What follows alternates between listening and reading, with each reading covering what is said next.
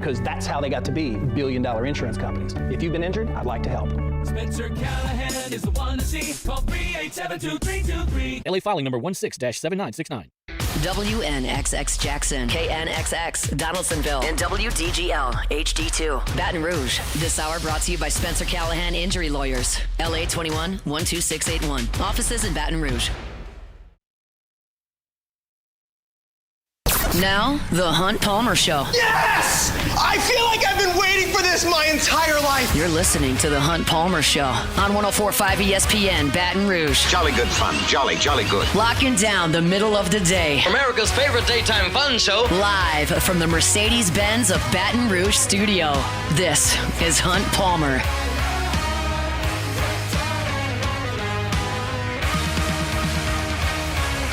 Welcome in. Hunt Palmer coming to you from the Mercedes-Benz of Baton Rouge studio downtown in the capital city on this Tuesday. Hope your work week's off to a good start. Thanks for hanging out with us here on 104.5 ESPN Baton Rouge. Got Jacob Beck and Cassie Spazzali back there on the ones and twos, and we got like lots and lots and lots of stuff to do. We are in the thick of the news cycle now with football. LSU inching towards the season opener on Sunday. We got plenty to talk about there. The Saints are on cutdown day. That used to be a gradual process where you weeded out a couple as training camp progressed. Nope, just do them all today. And there have been some surprising ones. We'll get to some of that in 15 minutes. Glenn West talking LSU at 1:30. Dylan Cruz made his LSU debut last night. Brian Kelly met with the media yesterday. Sharie Aack will be with us at 2:30 to talk about the Saints. There's tons to get to. Most of it revolves around LSU football and the Saints. But I do want to have a bit of an exercise here at the beginning of the show, Beck. Are you familiar with how the Major League Baseball arbitration process works? Somewhat, yes. So the way that it does work, for those that don't understand it, is if the player and the team can't come to an agreement on a salary, then you have to go to the arbiter. And the player argues for themselves and sets a number, and the team argues for itself and sets a number. And the arbiter goes in and says, that's the number. There's no settlement between the two. It's just, boom, that's the number. And Beck, you are going to be the arbiter today, and I'm going to argue against myself, quite frankly. But I feel like I'm capable of making both cases. The cases will be, I'm ready. LSU is an 11-1 SEC regular season champion. Okay. LSU is 7-5 and in search for some significant answers within the program. All right. Those are our two benchmarks here. I will make both cases, and you have to just come in and declare, this is far more believable. I'm going with this. And that'll probably suggest to us what side of the coin LSU is closer to. I realize that you're not an impartial arbiter here. You have information. You have feelings about the team. However, I'm going to lay it out. Now, last week, I'm going to set aside my biases, if that's a word, Hunt. And biases? Biases, yes. And last week, I told you that we were going to leave the pessimistic, negative stuff back last week. You did say that. So in order to kind of stay with that thought, let me start with the negative and lead to the closing arguments will be made by the positive side of things. All right. But we are going to start with the negative. You ready to rock? Yep.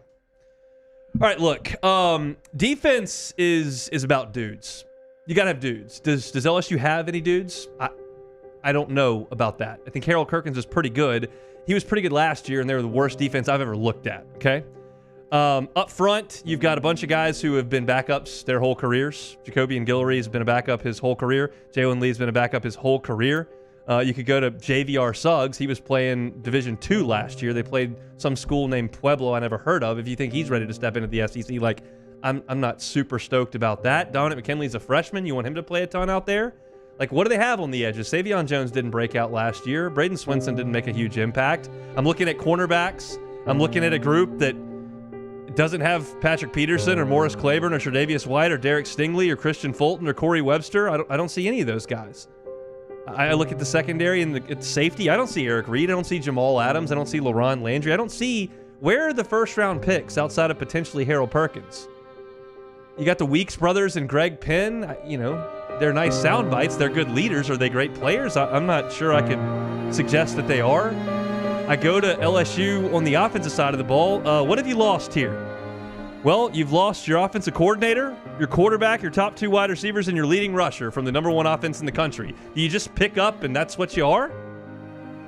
I'm not sure about that. Well, let's look at the schedule, and it starts on the defense. Like, is this defense with those guys that don't necessarily look like the LSU defenses of the past, are they ready to start with Lincoln Riley? You don't get Nichols first. You get Lincoln Riley. That one counts. Then you got Lane Kiffin coming in next month. He's got Jackson Dart. He's got Trey Harris. He's got Juice Wells. Is LSU ready to keep up with them defensively? Kalen DeBoer, been one of the best offensive minds in the country the last 2 years. He's got a returning quarterback who got the most Heisman votes anybody that's back in college football got last year in Jalen Milroe. Jackson Arnold's a 5-star quarterback coming in here for Oklahoma.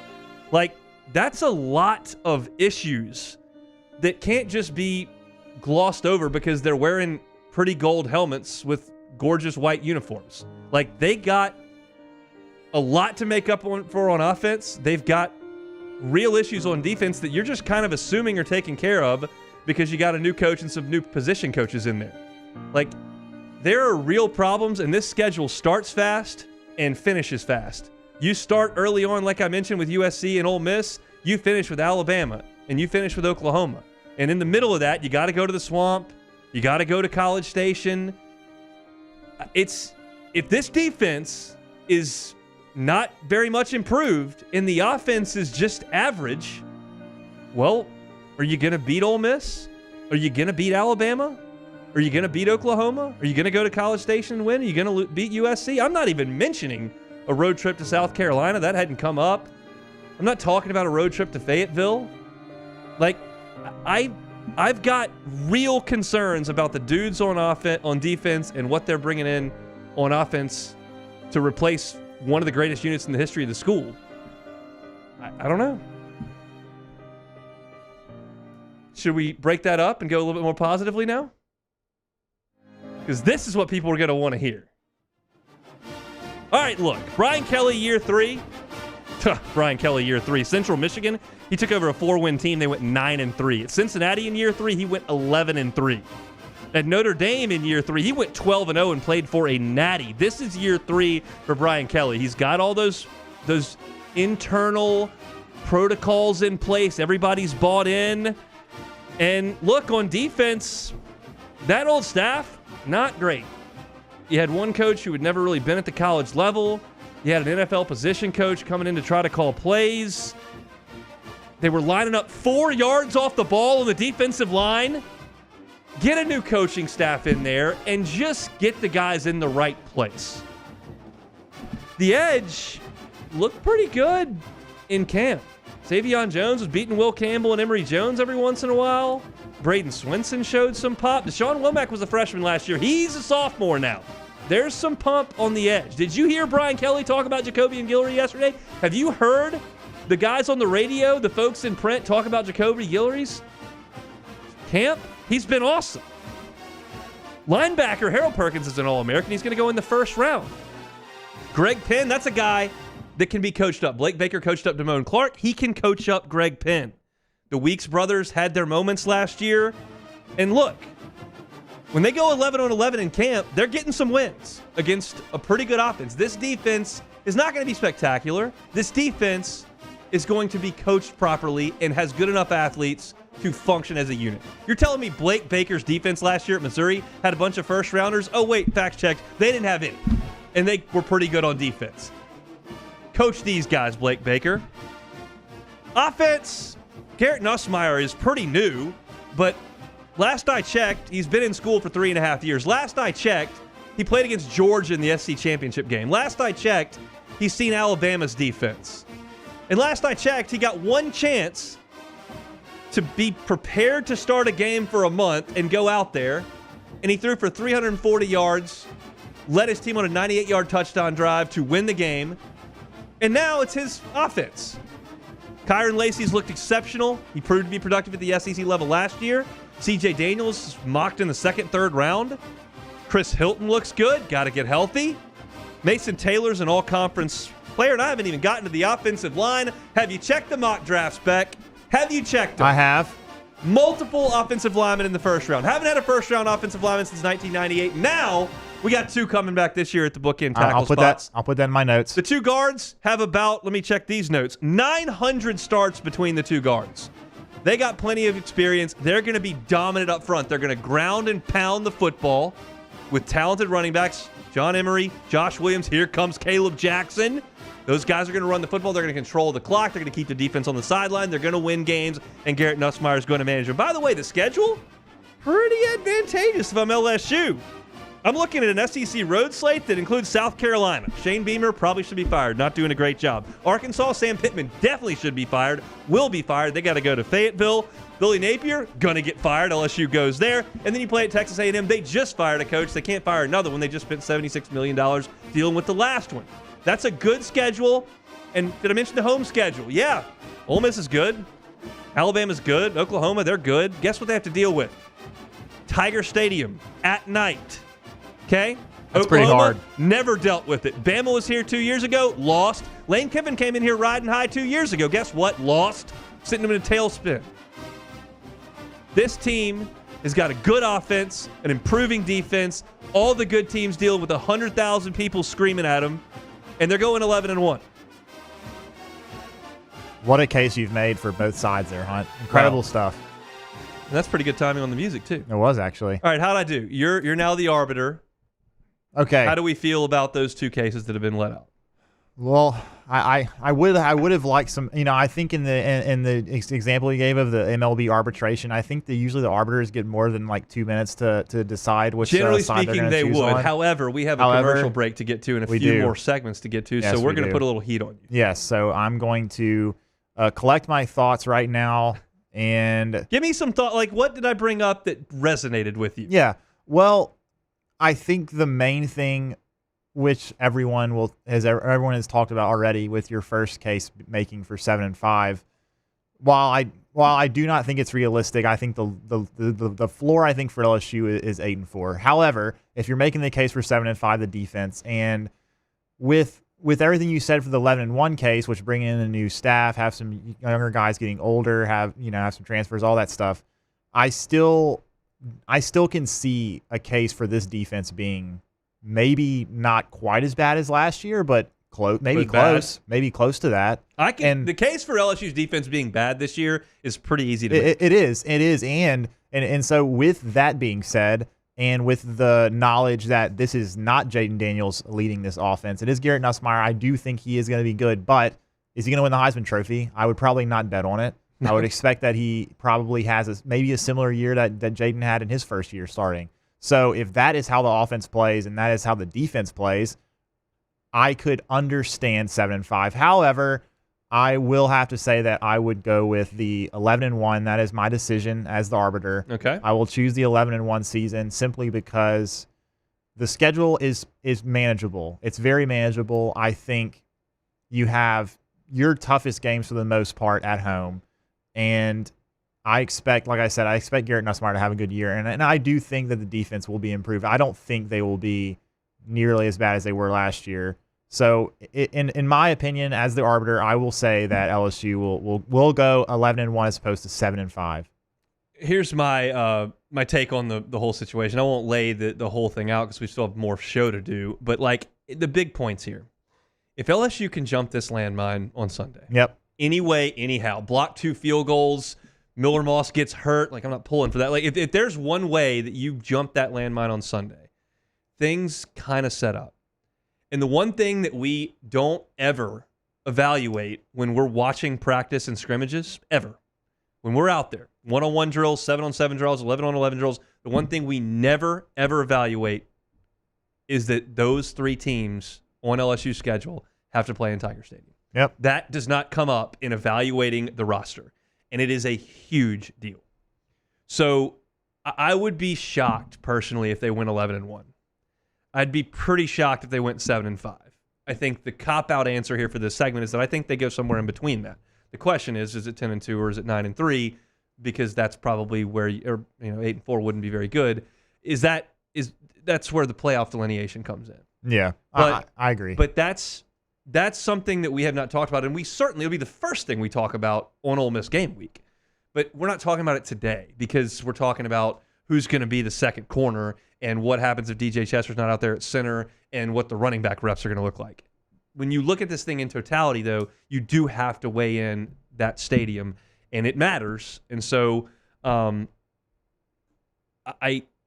probably, in your case, would rule 11-1 too, because that's what time of year it is. It's optimism season.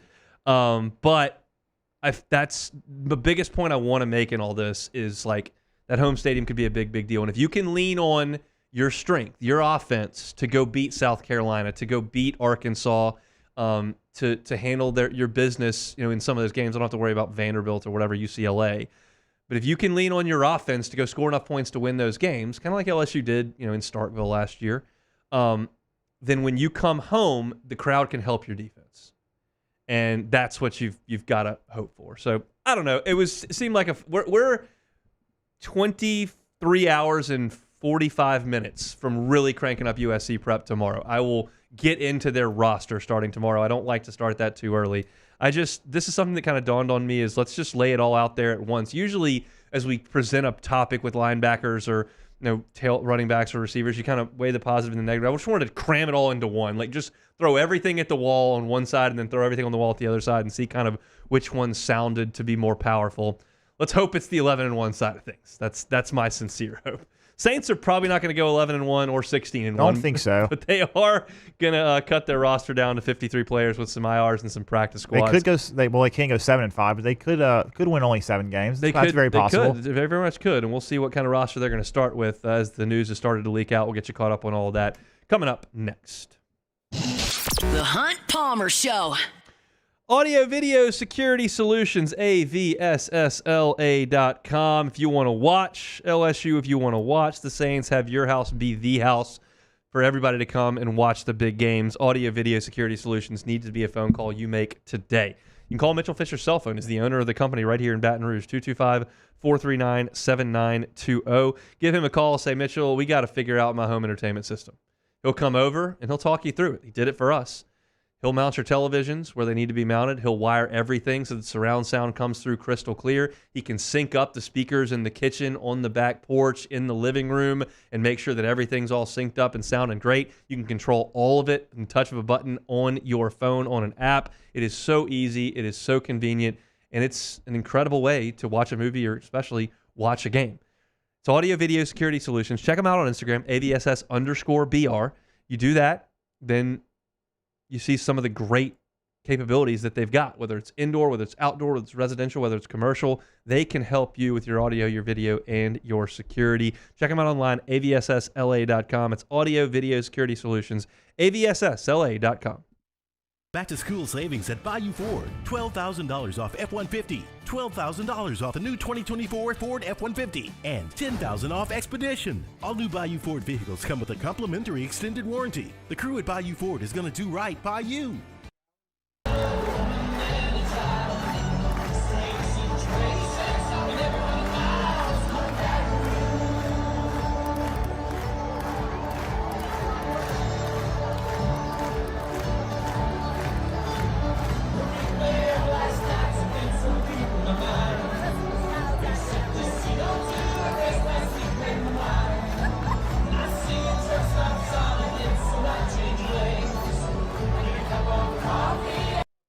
Electricity is all around us, and our families depend on it.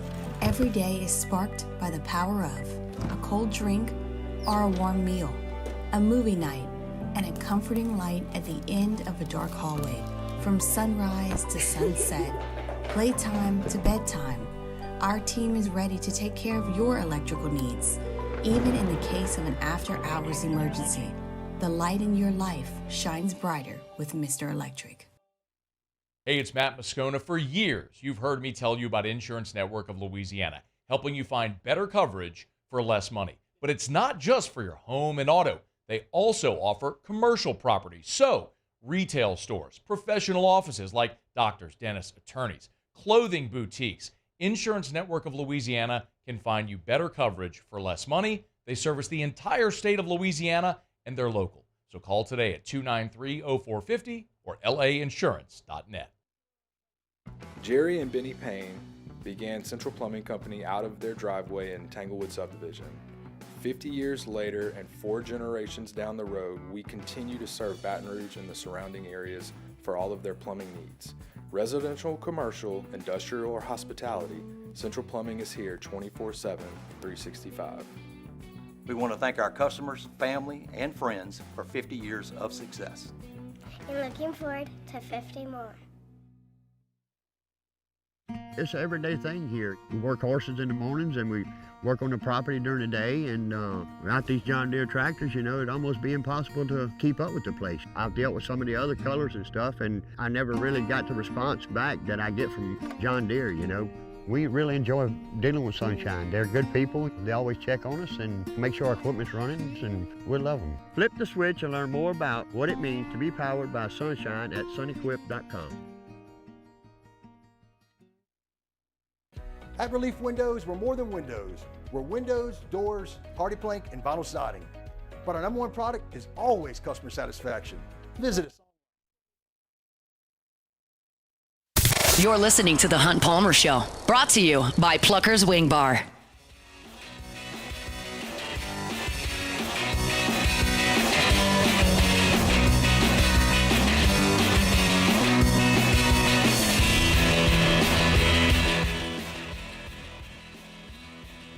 Back here on this Tuesday edition of the Hunt Palmer Show, presented by Pluckers. Busy day in the NFL. Over 1,000 players going to be without a roster spot by 3 o'clock today. And our Ross Jackson over at LouisianaSports.net has been fantastic. He's been all over it. If you're looking for just a synopsis of what's going on today for the New Orleans Saints roster, you can go to LouisianaSports.net. On the front page today, we've got a constant runner that's live on the Saints moves, and Ross is updating it as it happens.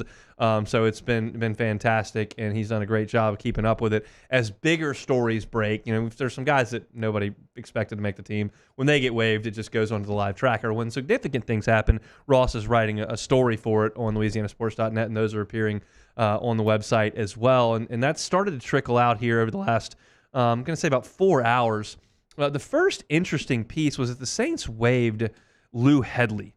Of course, Hedley won the job from Blake Gillikin last year as a rookie and was okay last year. If you bend the numbers, he was top 10 in percentage of punts that were fielded inside the opponent's 20-yard line. But you're looking at a guy that was closer to the bottom end of the league in net punting average when you factor in returns and whatnot. And if you watched him in the preseason, which I know some of you didn't because it's preseason football, it wasn't great. And you didn't think that there was another really viable option other than Hedley. But Matthew Hayball was out there, the Vanderbilt alum who's also an Aussie, and the Saints have decided to go with Hayball here. We have done practice reports. We've talked to Luke Johnson. We've talked to Sharie Aack. Ross has gone on every day with Matt on After Further Review. We've talked to Kat Terrell. We talked to Sean Pazan. And everybody just kind of assumed that Hedley would win that job. He did not. He was waived by the Saints, so it appears Matthew Hayball is going to be the option for the Saints. Of course, there are veteran punters that you can find pretty quickly to bring in for a tryout, so we'll see who the Saints actually bring to the first ball game in just over a week against Carolina. But it's not going to be Lou Hedley, who was waived. Saints also released veteran safety Jonathan Abram. This honestly stunned me. We knew that the spot opposite of Tyrann Mathieu was up for grabs. And you knew that Jordan Howden was in the mix, and you knew that Jonathan Abram was in the mix, and you kind of figured that Jonathan Abram would win that job because he played well alongside Tyrann Mathieu at the end of last year when the Saints kind of played some better football. It's more so on the offensive side, but they played well on defense, and those two guys were a big piece of that. Will Harris, certainly in the mix as well as a veteran, but I just kind of figured that the Saints are an organization that usually plays it pretty safe. They usually keep continuity together, and Abram was a guy that they kept there with some continuity. Now, this story has not been finalized in terms of whether or not Abram will be brought back, practice squad. All those things can happen, and there are a lot of stipulations that go into these roster moves, and the Saints are known for their, for lack of a better term, tricky use of some of the roster systems to make sure guys are available. You've got the IR slots that you can use. You've got the practice squad slots that you can use. There are different ways you can manipulate the roster, but it sounds like the Saints could still bring Abram back, but this was just something that definitely caught my attention for sure. Those were the two guys who were basically incumbent starters on this Saints team that have not made the roster to this point.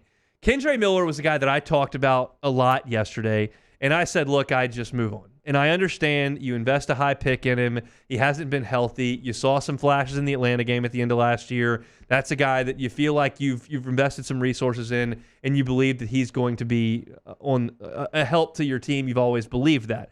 However, like, he's never available. So I would have gone with a couple of different options. The thing that makes it very easy to hang on to Kendre Miller is that you can put him on the injured reserve list. Senior NFL insider Josina Anderson says that the Saints will put Kendre Miller on IR. He can come back after a month, and then you figure out where things go from there. Jordan Mims is likely going to be the next back that the Saints keep after Kamara and Williams. James Robinson has been released per Jeremy Fowler, and Jacob Kibodi, who had a great weekend in New Orleans, has been waived. That's Luke Johnson over at NOLA.com and The Advocate. He's the one who has reported that Kibodi has been let go. So at running back, you're looking at Kamara, Jamal Williams, and Jordan Mims. On the offensive line, the interesting news thus far was that Kyle Hergel has been waived. SI's John Hendricks has that report. We thought that Hergel might make the team. Ross Jackson had a final projection of the Saints offensive line yesterday, the Saints entire roster yesterday, and he thought that Hergel would make the cut there. It appears to this point you're looking at Talia Seifuanga, Lucas Patrick, Eric McCoy, Cesar Ruiz, Trevor Penning, Nick Saldiveri, Landon Young, Oli Udoh, and then potentially Mark Evans holding down that last spot. Shane Lemieux has been released. Jesse Davis has been released. Josiah Ziram, who the Saints took a late draft pick on, was waived. And then Tremaine Ankrum was waived. That's per Nick Underhill over at New Orleans Football. So I thought that Hergel might have a real chance to make the team. Turned out that he will not. That's most of the headlining news to this point. Charlie Smith was waived. We expected that. Blake Grupe absolutely earned that job in the preseason. Now, keep in mind, Blake Grupe was fantastic in the preseason last year and was not very good in the postseason. I watched both of those. He was very good in the preseason, was not very good in the regular season last year. Just a risk you're going to have to run. But at this point, it wasn't worth trying to take Charlie Smith, who you don't know how he's going to react to the bright lights, and you don't know how consistent he is under 50 yards. If you need a 65-yarder, he's your guy. I just don't know how often you're going to need a 65-yarder. So Blake Grupe has made the team. That much is official. So there's more information to come. Roster cuts still ongoing for the next 90 minutes or so. If you're looking for a live tracker on what's going on, you can find that at louisianasports.net. Ross Jackson's been all over it all day long for us there. If you're looking for just the Saints news, there is a tab on louisianasports.net right there at the top that says teams. There's an LSU tab, there's a Saints tab, there's a Pelicans tab, there's an SEC tab. If you click our Saints tab right now, you'll get all the information that's coming up on the website with Kendre Miller's situation. There's more detail than what I've gone into on that, as well as Jonathan Abram Ross is doing a great job keeping up with it. So if you're interested in cut day in the NFL, go ahead and check that out over on louisianasports.net. Also got a ton of LSU information up on louisianasports.net. I came up with a nice little, I shouldn't call my stuff nice. It was fun is what I meant to say. 4 predictions. We'll get to those in hour number 2. I've got that up on the website right now as well, but I've got some thoughts on how I see things going this year for LSU in some statistical categories. But we'll talk some LSU football coming up next. Glenn West, go 24/7 with us every single Tuesday. He'll jump aboard next on the Hunt Palmer Show. The Hunt Palmer Show. Boudreaux's Electrical. Been down there in the 985 for 40 years. Neil and Melissa have been running things the right way at Boudreaux's Electrical, just dishing out those Generac home standby generators. I can promise you this when Boudreaux's Electrical does an installation at your home or at your business. They're going to come out and they're going to assess your needs. They'll see your square footage. They'll see what you need powered, and that'll determine the type of generator that you need. When they have it installed, it's going to be a full-time Boudreaux's Electrical employee that comes out to do the installation. They don't 1099 somebody to come out there and just get the job done as quickly as possible. It's a full-time employee. When they do it, they're going to use the finest in tubing and wiring, and they're going to do most of that installation underground so that it looks really nice outside of your home or your business. And then you're going to get a 7 to 10-year warranty on that generator. That's just the way they do business. There's no VIP club you need to sign up or anything you can pay extra to be taken care of. It's just the way that they treat people and the way they handle their customers. You're a customer at Boudreaux's Electrical, you'll feel like a VIP. There are a lot of places you can get your your Generac home standby generator. Boudreaux's Electrical sets themselves apart with their customer service and their consistency in the state of Louisiana. You can call them at 985-397-1562, 985-397-1562, or 225-393-89, or the easy way to do things, just check them out online, boudreauxelectrical.com. There it is, the extra mile, on the border of expected and extraordinary, for those willing to go further, like vans customized for work or play, with safety and tech to keep you connected. Supported by a 5-star sales, service, and finance team. And backed by the 1-star you know. So go the extra mile. It's never crowded because so few have what it takes to go there. Mercedes-Benz Vans.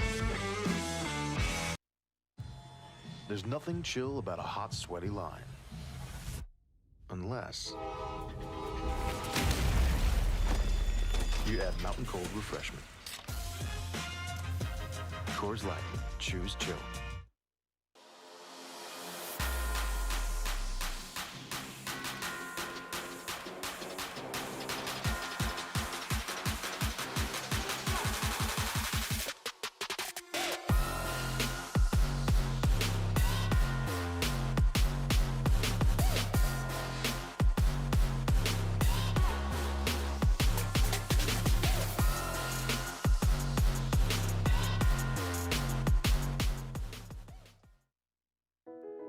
I've been doing business with Luba for 25 years.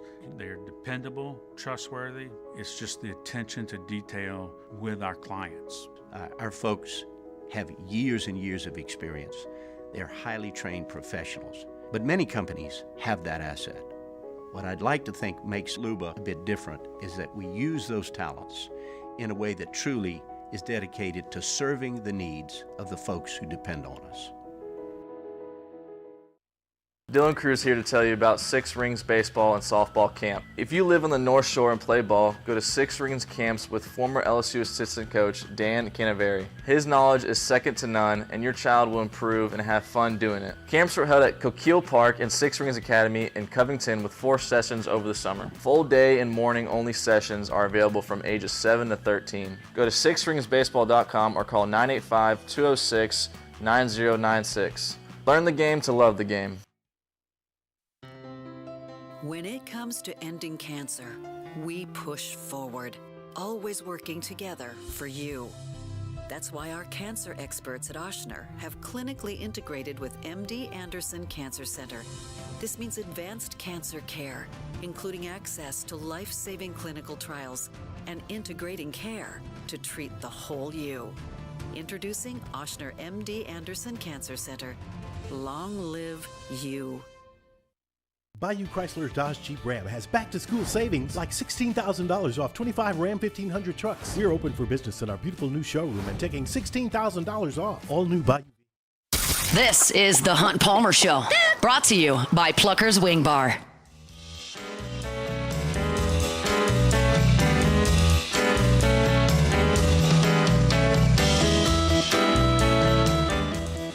Back in action here, Tuesday edition of the Hunt Palmer Show presented by Pluckers. It's game week for the LSU Tigers, LSU and SC from Vegas, Sunday evening here in Baton Rouge, afternoon out there in the desert. Glenn West covers the Tigers for 24/7. He's with us every single Tuesday, joins us now. Glenn, how we doing? Doing well, Hunt. Glad to be back for another game week. It's been too long. It has been too long. Been since, I guess it was right before the regional out in Chapel Hill the last time we actually had something to preview here. So let's get into it. Is there a specific thing you can point to as to why LSU has lost the last 2 openers, something that they can address, or is that just a different team and different season? Yeah, I mean, it's just there's so many different components to this team in the previous 2. I mean, you don't have Jaden Daniels anymore, no more Malik Neighbors, no more Brian Thomas, no more Mason Smith, and a lot of these guys that played in those previous 2 openers. I would say probably the thing that you can point to the last couple openers is just the mindset. I mean, like the first year was just trying to figure out just who was even going to be on the field and kind of roles and all that. We just didn't really know what to expect that first year. And last year it was just a team that was just flat out not ready to play, and they got beat up pretty good in that second half in particular, and just were not executing very well. So I do think one of the things that I took from Brian Kelly's comments yesterday is the mindset deal should not be should not be a factor into this opener. We'll Well, I think I'll probably reserve judgment on that until Sunday, until we get to see them play for 4 quarters. But I do think just, based off the offseason they've had and just some of the, leadership that they have on this team, you would hope that that wouldn't be a problem, that this team should be pretty well prepared to play this game on Sunday. All right, I know one position group that's going to be tested on Sunday. That's without question the defensive backs. Lincoln Riley's going to sit back, and they're going to throw it a good bit. Personnel-wise, who do you expect to be the first two corners out there on the field based on your information to this point and what we've seen at practice? Yeah, I mean, I would say probably Ashton Stance would be one of your corners on the outside, and then the other one, if he's healthy and if he's ready to play, would be Sage Ryan. Those two were pretty much the consistent first team cornerbacks in game throughout the entire fall. They rotated J.K. Johnson in quite a bit. They rotated P.J. Woodland in. They rotated Jair Brown towards the end of camp with the first team. So I would say maybe those are your top five in terms of rotation that we could see. But in terms of the first two guys out there, if they're healthy, I would say Ashton Stamps and Sage Ryan. We did not see Sage Ryan last week in the last media practice that was open, but he wasn't on the injury report on Monday from Brian Kelly. So I would imagine that he plays and that he gets the start at corner. Corey Raymond likes to play man. I don't have as much of a scouting report on Blake Baker, and he's the one who ultimately makes that decision. But how do you think LSU's corners and safeties approach this Lincoln Riley passing attack? It's going to be tough. I mean, I think if you look at this LSU defense, you would say the strength right now has been in that defensive line and at the linebacker spots. I think those two groups have really performed well in the fall camp, and I would imagine that they would be able to get some kind of pressure and dial up some blitzes on USC, which I think in turn could help the back half of the defense. I think this is going to have to be, an 11-man, kind of everybody doing their job the right way kind of deal. To hold up against Lincoln Riley in this offense. I mean, yes, Lincoln, they don't have the Caleb Williams Heisman Trophy winner from last year, but they have some very good pieces around Miller Moss. They have, some really explosive weapons, guys that, quite honestly are in a similar position from a skills position, perspective as LSU is right now. I mean, they have a number of wide receivers that were not big parts of were not big components to their offense last year, who are going to be asked to step up into big roles this year. And I think you can say the same thing for LSU. So, there's going to be some tests. I would imagine that there's going to be some ebbs and flows in this game. I would imagine that USC gets some points up on the board, but I do think this is going to probably come down to how LSU and how USC play in the trenches on both sides of the ball. Do you think if LSU holds USC to 31, that's good enough? Yes, I think that would be good enough. Just good enough. I kind of am thinking right now LSU could score in the 34 to 38 range in terms of points, but I think that 31 would be just enough. Probably a very tight game, and you're talking about a who plays better in the fourth quarter type of deal. But I do think that these are two offenses that are going to be pretty well prepared, and I would imagine score some points this weekend. That's a Glenn West question. I'll try to phrase it as a Brian Kelly question here, although you can't know the answer. But do you think if I told Brian Kelly before he got on the plane to go to Vegas, all right, your defense is going to give up 31, do you think he would take that? Man, you're putting me on the spot here. That's the point of the radio show, Glenn. Yeah. I don't think he would take that. I think he would think that his defense could come out there and play a little bit better. I really do believe that this defensive line has performed well enough, and the front seven has performed well enough to where LSU can hold USC to lower than 31 points. I think that, it's going to have to start in the front seven with Harold Perkins, with Savion Jones, with Jacoby and Guillory, with a lot of these guys. Greg Penn can certainly be thrown into that mix as well. Getting pressure and dialing up blitzes. I think LSU has spent the last couple of weeks, working on this game plan. And, I think that the way that these players have responded to this coaching staff, I would think that they go out and they play with, for lack of a better term, with their heads cut off, and they go out there and they play physical and aggressive, and yeah, that'll lead to some points for USC for sure. But I also think it'll provide some opportunities to make plays throughout the entire game for LSU's defensive backs and this entire defense. Glenn West is our guest, senior writer over at Go 24/7. You can check them out for all your recruiting news and, of course, your team coverage. Glenn is with us every single Tuesday here. All right, same question for Brian Kelly before he gets on the plane. If I told him, okay, your offense is going to score 31 points, would he think that was good enough? I don't think so. Okay. I think he thinks that this team can score more than 31 points. I think that the LSU's offense is going to be, maybe not the number one prolific offense that you saw at all times last year.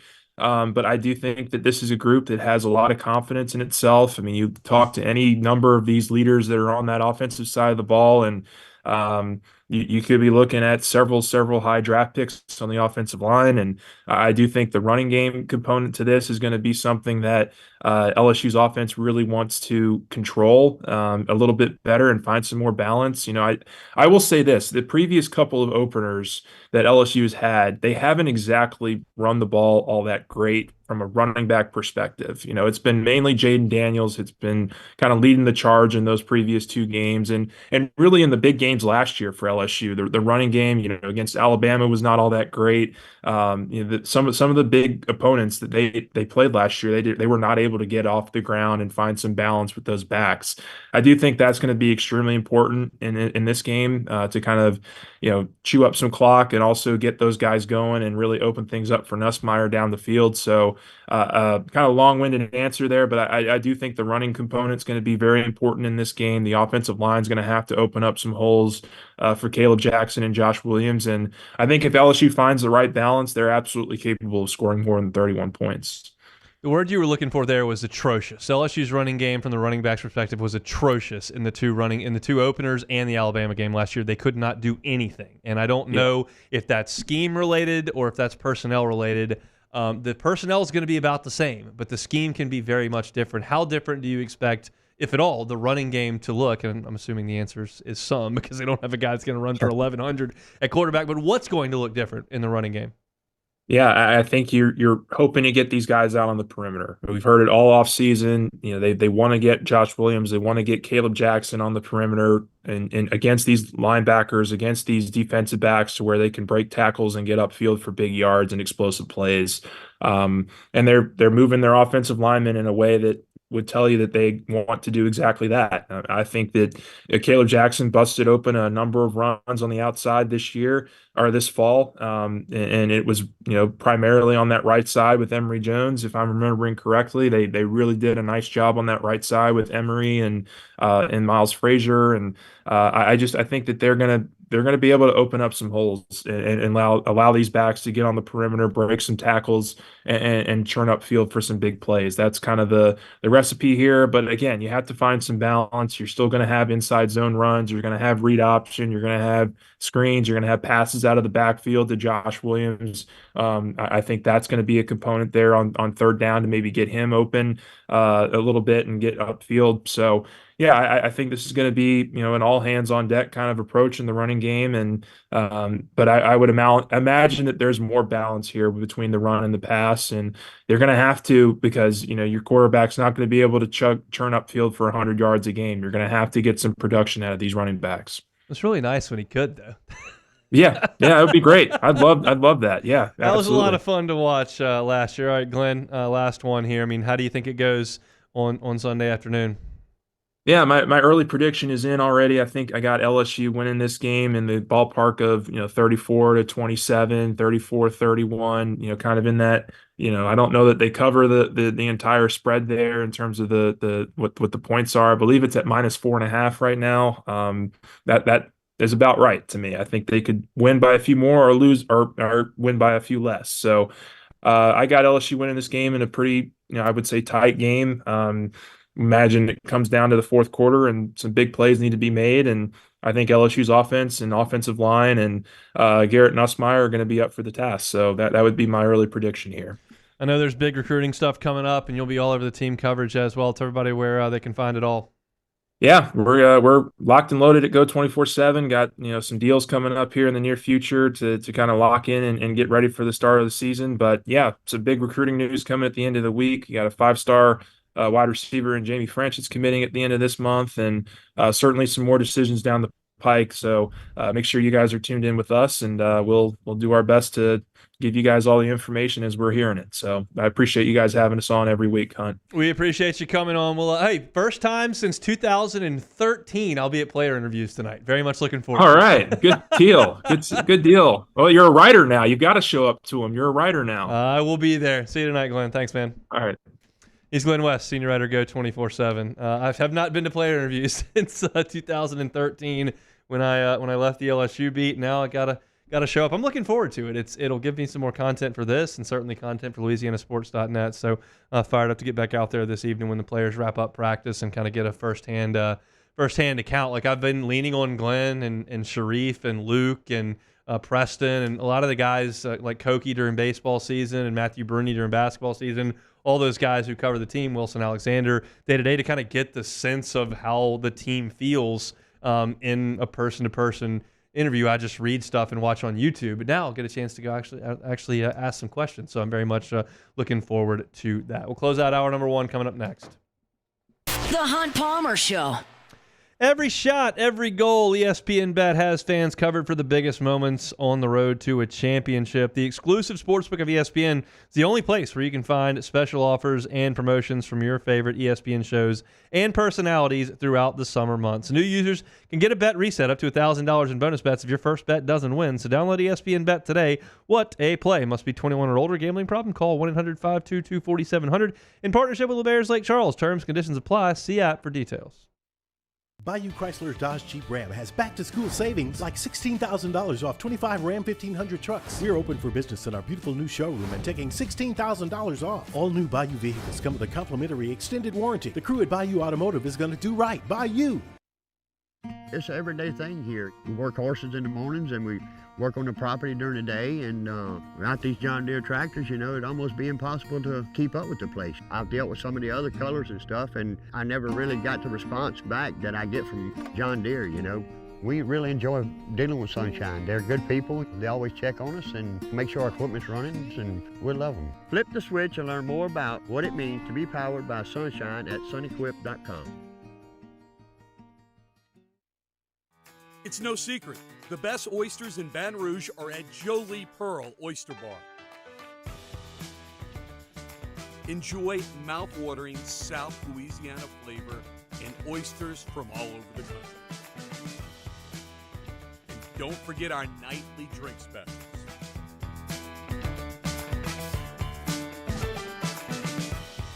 Jolie Pearl Oyster Bar, located in downtown Baton Rouge. There it is, the extra mile, on the border of expected and extraordinary, for those willing to go further, like vans customized for work or play, with safety and tech to keep you connected, supported by a 5-star sales, service, and finance team, and backed by the 1-star you know. So go the extra mile. It's never crowded, because so few have what it takes to go there. Mercedes-Benz Vans. Gulf Coast Office Products is a nationally recognized Savin office equipment dealer based right here in Louisiana. Over 100 employees strong, Gulf Coast has the boots on the ground to support all vertical markets, from education, engineering, legal, and finance. With the latest in office technology, from desktop to production segment units, Gulf Coast and Savin have the perfect fit for you. Call 225-756-2644. That's 756-2644 for Gulf Coast Office Products. Breck teamed up to reimagine your parks, and you imagined big. With your help, we went to work, creating 12 beautiful community parks across the parish. A family-sized water park, miles and miles of trails, and parks just for your dogs. There are more places to splash, to explore, to run wild, and even soar. You imagined, we delivered. Gold. Breck, your #1 park system in the nation. Gulf Coast Bank and Trust is giving our customers the power to bank anywhere, anytime during this challenging event. And we're right there with you. Our mobile banking app is a This is the Hunt Palmer Show, brought to you by Plucker's Wing Bar.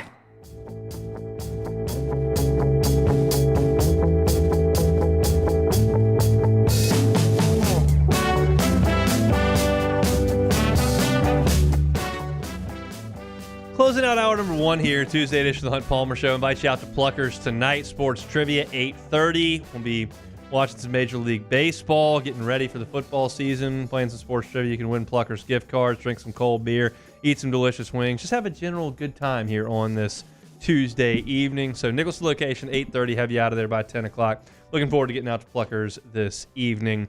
Disappointing news for former Tiger Terrace Marshall. Member of the 2019 national champs, been with Carolina for 3 seasons now after he was a second-round choice of the Panthers. He was waived earlier today, just never caught on with Carolina. In his rookie season, he played in 13 games, had 17 catches for 138 yards. In year 2, a little bit more action, had 9 starts, had 28 catches for 490 yards and a score. And then last year kind of scaled things back down, only played in 9 games, had 4 starts, and made 19 catches for 139 yards. Just has not had much of an impact at all in Carolina. I'll say this. The quarterback situation's been terrible there, and the organization's been terrible since he got there. He's been with 3 different coaches. You've had a couple different quarterbacks, one being a rookie. It's just been a bad spot for anybody to be. So I'm certainly not pronouncing Terrace Marshall's NFL career dead on arrival here, but he's going to have to pick up and find a new landing spot. He still has good size. He's still very much young. He's only 24 years old, but it just didn't work out in Carolina. It was very, very disappointing.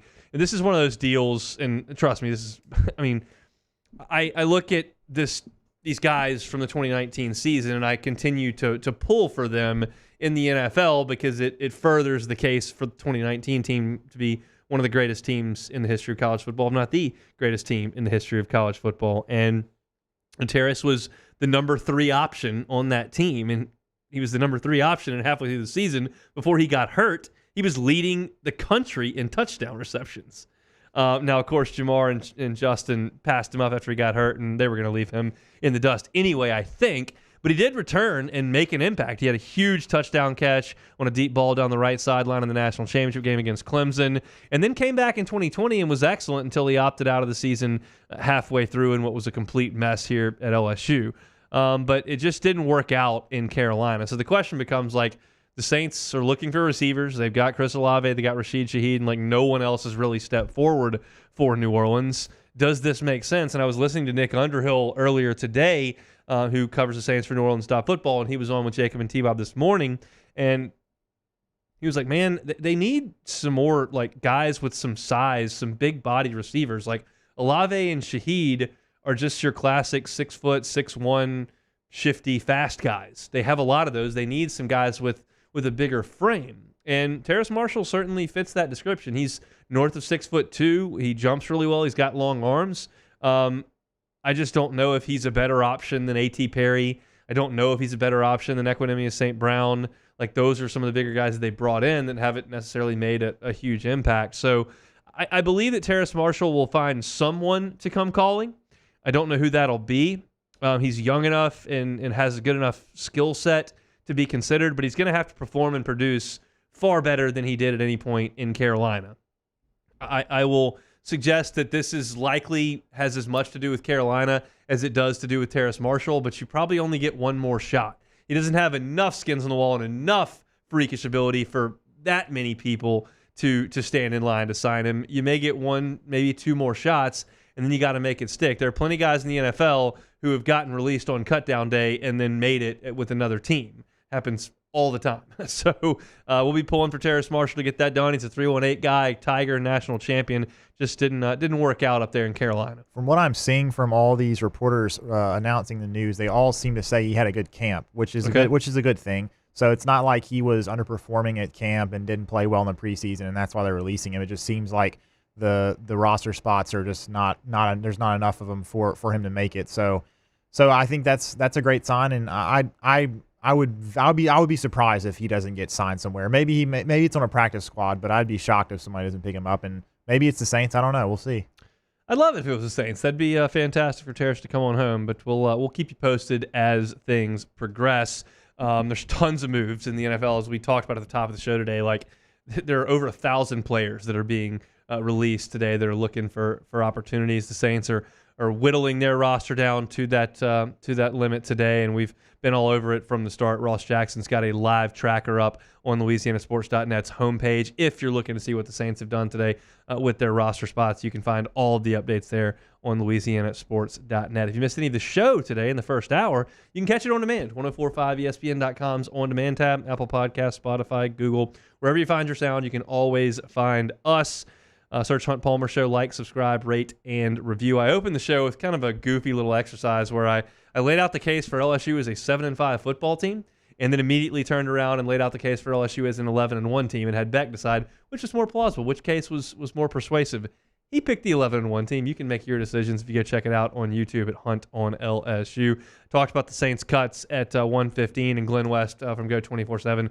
We'll do this at 1:30 to talk about all things LSU as they enter that game with Southern Cal. Sharie Aack is going to talk about all the Saints roster moves coming up at 2:30. He joins us every single Tuesday. We still got sound from Brian Kelly, including some really cool stuff on Jacoby and Guillory that we'll get to as well. So we'll pause for SportsCenter and we'll come back for the second hour of today's program. Hope your work week's off to a good start. Come back with us on the Hunt Palmer Show.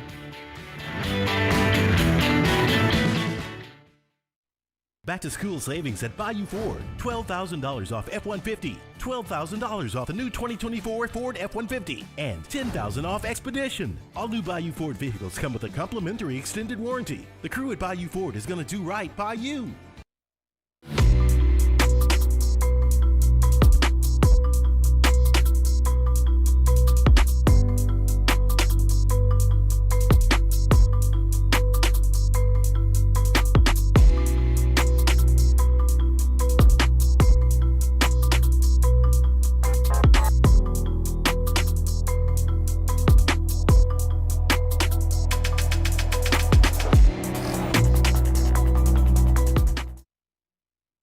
Electricity is all around us, and our families depend on it. Every day is sparked by the power of a cold drink or a warm meal, a movie night, and a comforting light at the end of a dark hallway.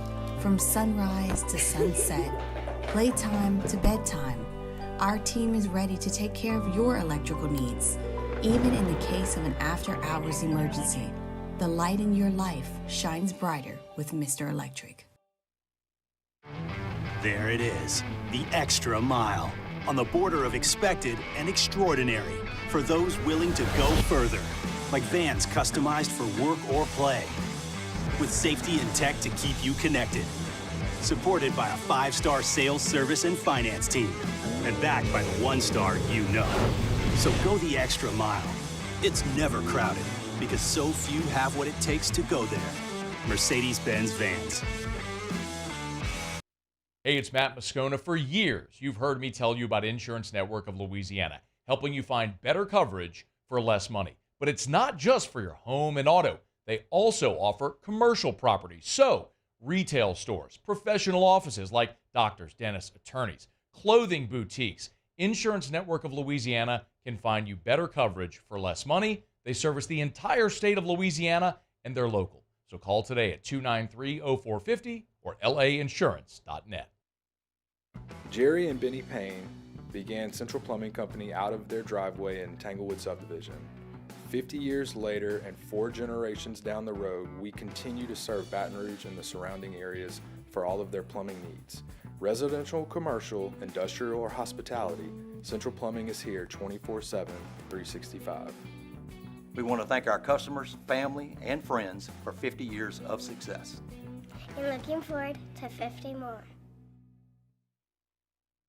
It's an everyday thing here. We work horses in the mornings and we work on the property during the day, and without these John Deere tractors, it'd almost be impossible to keep up with the place. I've dealt with some of the other colors and stuff, and I never really got the response back that I get from John Deere, We really enjoy dealing with Sunshine. They're good people. They always check on us and make sure our equipment's running, and we love them. Flip the switch and learn more about what it means to be powered by Sunshine at sunequip.com. I've been doing business with Luba for 25 years. They're dependable, trustworthy. It's just the attention to detail with our clients. Our folks have years and years of experience. They're highly trained professionals. But many companies have that asset.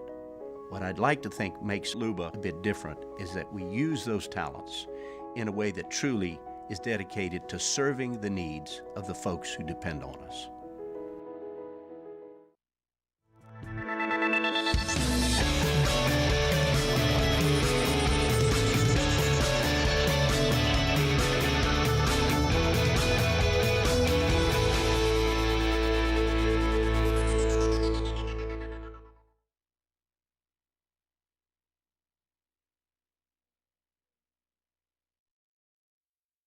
Now, The Hunt Palmer Show. Yes! I'm Christine Lisi. As teams work to trim to the 53-man roster by today's 4 Eastern deadline, the Chiefs waiving receiver Kadarius Toney. Titans will release former first-round pick cornerback Caleb Farley. Quarterback Bailey Zappi released by the Patriots. The Giants cutting receivers Allen Robinson II and Isaiah Hodgins. Now that receiver CeeDee Lamb's gotten his mega deal and ended his holdout, the Cowboys will be cautious as they work him into action during practice this week. They want to reduce the risk of injury ahead of the season opener. ESPN Analytics projecting the Cowboys with a 78% chance of making the playoffs this season. ESPN's Power Football Index has them as the third best team in the NFC. ESPN NFL analyst Dominique Foxworth. The offense, I don't think is going to be as good as it was last year. If the defense under Mike Zimmer can get up to dominant, best in the league type level, then maybe I give them a chance. But I think they're just outside of that top 4, top 5. Oklahoma running backs coach DeMarco Murray will serve a 1-game suspension this season after the NCAA determined he was involved in recruiting violations. Here's one stat that's super simple to remember. Discover automatically doubles the cash back on your credit card at the end of your first year with Cashback Match. With Discover, you could turn $150 cash back to $300. See terms at discover.com/credit card. Now, The Hunt Palmer Show. Yes! I feel like I've been waiting for this my entire life. You're listening to The Hunt Palmer Show on 104.5 ESPN Baton Rouge. Jolly good fun. Jolly good. Locking down the middle of the day. America's favorite daytime fun show. Live from the Mercedes-Benz of Baton Rouge studio. This is Hunt Palmer.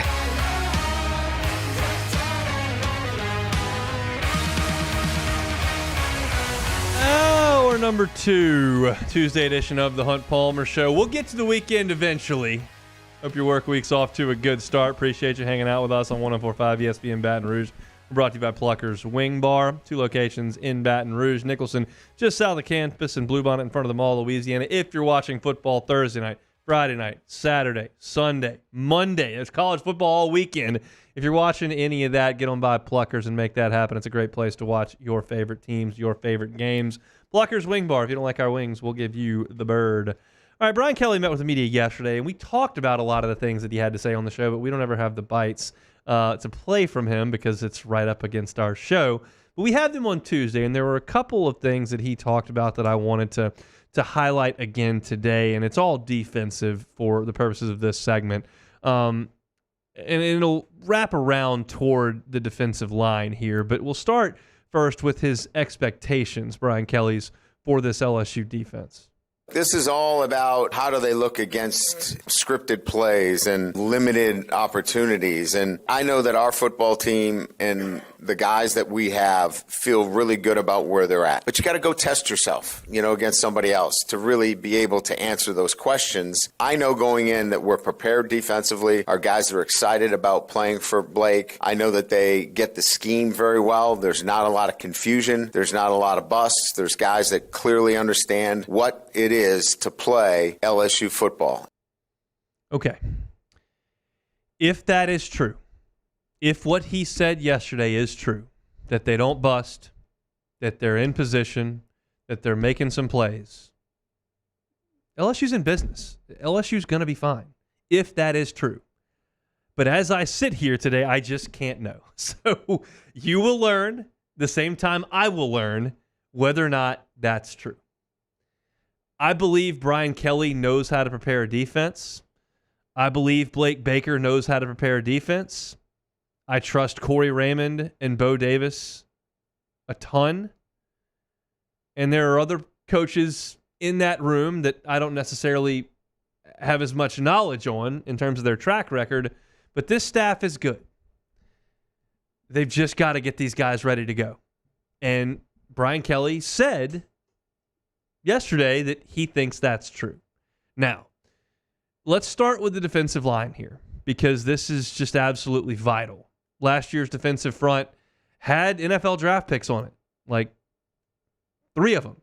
Jordan Jefferson, Mekhi Wingo, Mason Smith. It wasn't that there was no talent. Now, you can convince me the coaching wasn't great, and I would take your word for that. But there was some talent, and you're replacing those guys with very unproven pieces. Say what you will, Jacobian Guillory's unproven. Say what you will, Gio Paez is unproven. Jalen Lee's unproven. Dominic McKinley, JVR Sung's unproven. Savion Jones, Braden Swinson, Sean Womack, like fairly unproven up front. So Brian Kelly talked about that group and said, okay, what defines success for that defensive line? Do your job. This isn't that hard. They're physically strong enough to do their job, and I think Bo Davis has done a really good job of just focusing in on the technical pieces that they need to accomplish. And, you know, if you're a shade, play your shade. If you're a 3, play your 3. Let's do our job up front. I think we're talented at linebacker. I think we're talented off the edges. I think we're talented that we can get to our spots. We just need to do our jobs up front. And if we do that, and we're 1/11th of our defense, with our tackles in particular, we're going to be fine. I believe that. I think Deshaun Womack is talented. I think Savion Jones is talented. I think Braden Swinson's talented. I think Gabe Relaford and Kalaj Cobbins are talented. I don't know how much they're going to play on Sunday, but I think they're talented. I think Harold Perkins is talented. I think that Whit Weeks is talented. Greg Penn and West Weeks are not Harold Perkins level talents. They're not Whit Weeks level talents, but they're functional at this level. I think LSU's got some guys there that do have some ability. The question is tackle, because this is not a guess. This is a certainty. Looked very, very long and hard for defensive tackle help. Again, not a guess. Brian Kelly outwardly said, we got to have it. And they went out in the transfer portal, and we talked about all the guys that came in here and visited, and they didn't get any of them. And then he said, not going great. Like, this is not a guess. This is factual. And this is the group they've got to go play with. And I think you can sense from the things that I've said in this segment that, like, I have my concerns about what they're going to do up front. This is what Brian Kelly said about Jacobian Guillory. He's been our best defensive tackle, our most consistent, starting with the tail end of last year, and that continued through the spring and into preseason camp. He's extremely strong, can hold the point, plays with great leverage and technique. He's really come along incredibly well in terms of the ability to use his hands and disengage and find the football. There's one thing to have strength, at the point of the tack, but if you can't find the football, okay. You just hold the point. What he's been able to do is use great strength, and now he's controlling the blocker and finding the football. What do I think we'll see? He's going to make a lot of tackles, and that's saying a lot for a defensive tackle. Okay, I have laid out my concerns at defensive tackle. What my eyes have told me, and the Packers haven't called me to scout anybody anytime recently, so just take that for what it's worth. But my eyes tell me when they do those one-on-one defensive line versus offensive line drills, Jacobian Guillory's strength is very obvious in those drills. I can't speak to the technique. I can't speak to how well it would relate to 11-on-11. I can tell you he drives off the football, he gets real low, and the offensive lineman, whether it's a starter or a freshman, goes backwards. He is immensely strong. That is beyond debate. And he's old, and he's ready to play. You can hear it in his voice and his quotes. I wrote a feature on him right when LouisianaSports.net went up, and it had a lot of quotes in there talking about his admiration for LSU his entire life and his dream to play here. And he's got one more year to do it. And it looks really good in camp. He has looked fantastic. And I don't know if Gio Paez can play at this level, and I don't know if JVR Suggs can play at this level, and I don't know if Dominic Kinley can play at this level, and I'm concerned about that. I feel pretty good about Jacoby and Guillory. And I'm going to take Brian Kelly's word for it, and certainly Bo Davis's teaching, and assume that when my eyes show me those drills and he's really difficult to block and he's winning, and then they tell me that he's using that in their full contact periods to show them that he's their best defensive tackle, that those line up. Those two things make sense. That's A plus B equals C. If Jacoby and Guillory is second team all SEC and gets picked in the third round of the draft, that honestly changes my opinion, like almost to the entire team. I don't want to react too much to a defensive tackle. Okay? It's not a quarterback. It's not a guy that's going to score a bunch of touchdowns, playmaker. It's not Leonard Fournette. It's a defensive tackle, and I get it.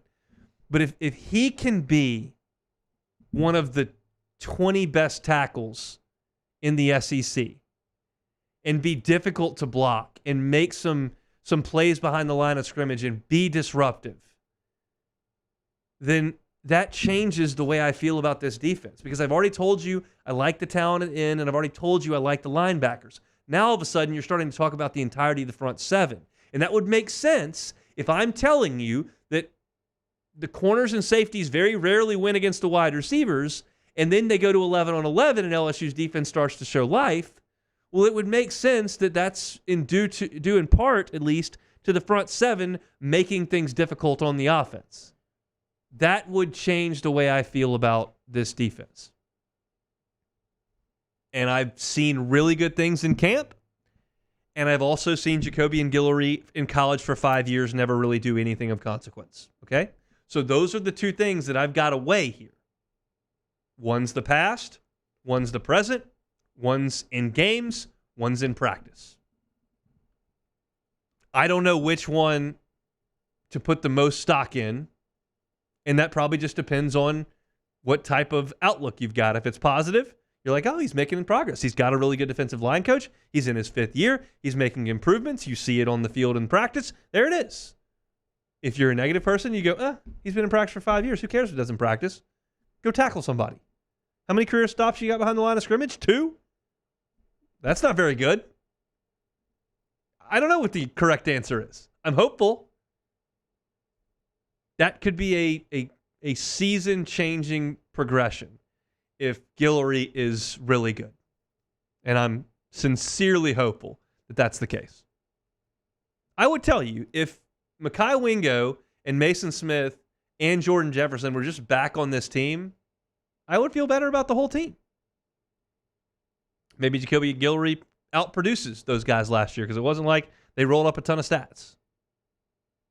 All this talking, though, as we go round and round and round in a circle, comes to a close on Sunday when toe meets leather out in Vegas. We'll see. If you're looking for our LSU football content, you can always find it on YouTube.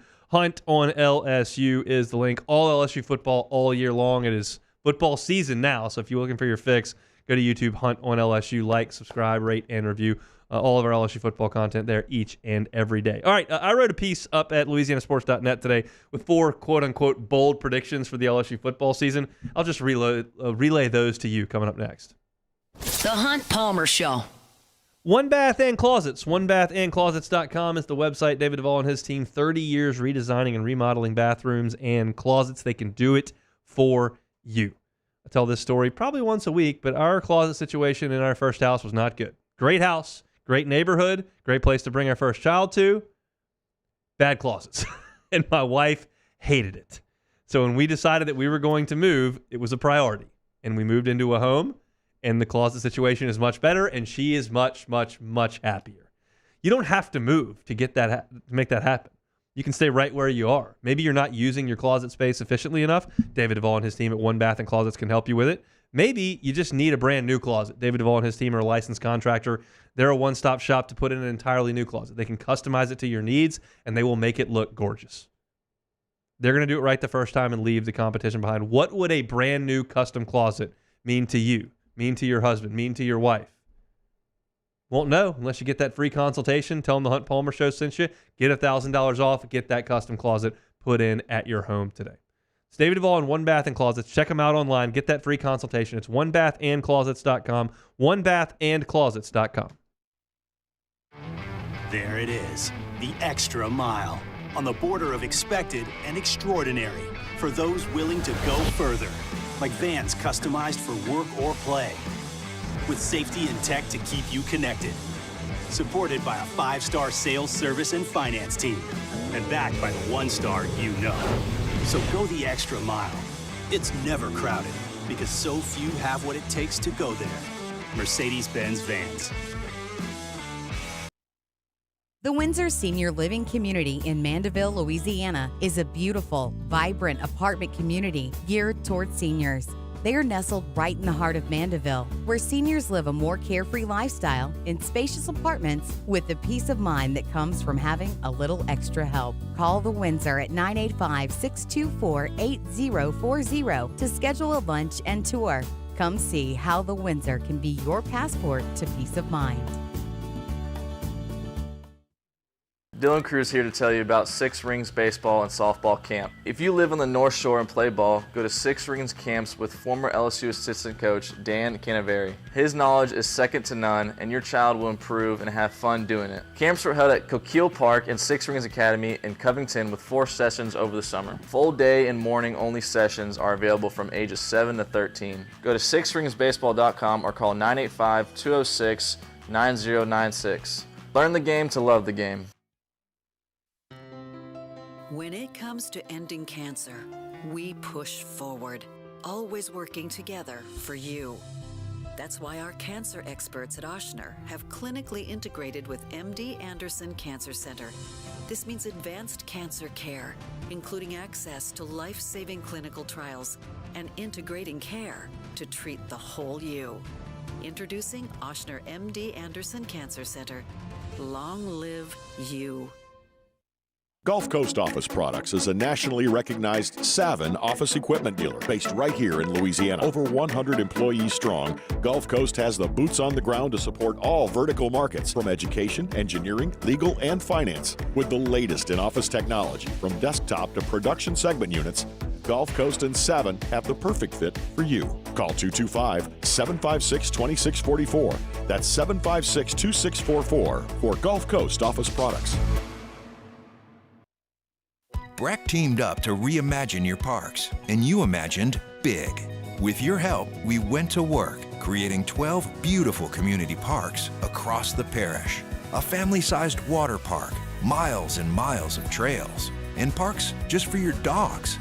There are more places to splash, to explore, to run wild, and even soar. You imagined, we delivered. You're listening to The Hunt Palmer Show, brought to you by Plucker's Wing Bar.